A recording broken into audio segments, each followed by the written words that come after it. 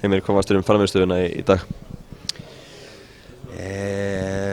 Svona fyrst bara verð ég að segja að Danirnir voru nú sterkari heldur en við og mér fannst svona meira sjálfstraust í öllum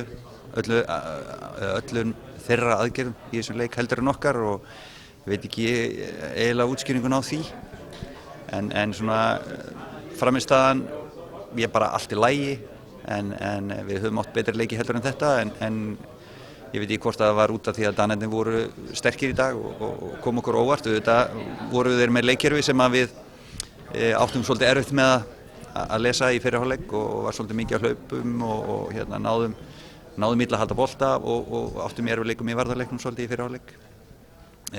Skrítið að segja en mér fannst við að ráða betur við það í seinni hálfleik en fengum samt á okkur 2 mörk. En þetta er allavega, við getum dregið heilmikinn lærdóm af þessum leik. Mörkin 2, vörnin lítur ansi illa út í mörkunum?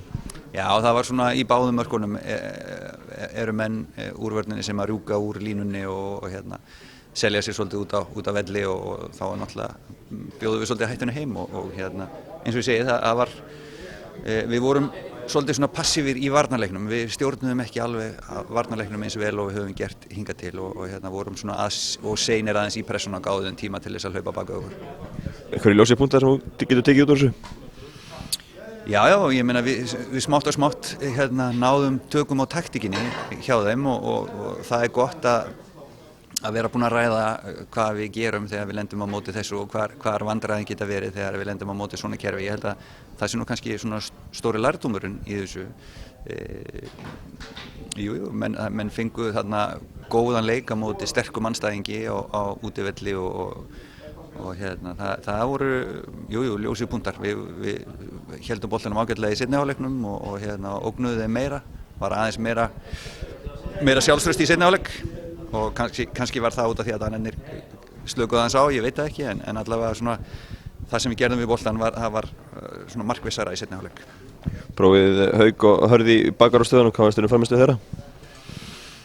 Já, eins og ég sagði áðan, þeir voru í svona svolítið erfiðu hlutverki með vængmönnunum okkar. Það var mikið ákvörðunartökum, mikið hlaup sérstaklega í varnarleiknum.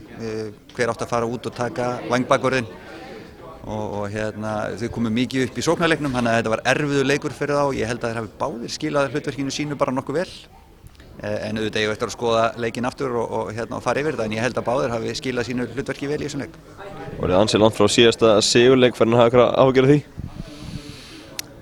Nei, auðvitað viljum við alltaf vinna. Ég ætla ekki að fela mig á bak við það að þetta sé einhverjir vináttuleikir en við viljum alltaf vinna. En ef þú átt að tapa, þá er betra að gera það í vináttuleikjum heldur en í alvöruleikjum. En auðvitað viljum við fara að vinna.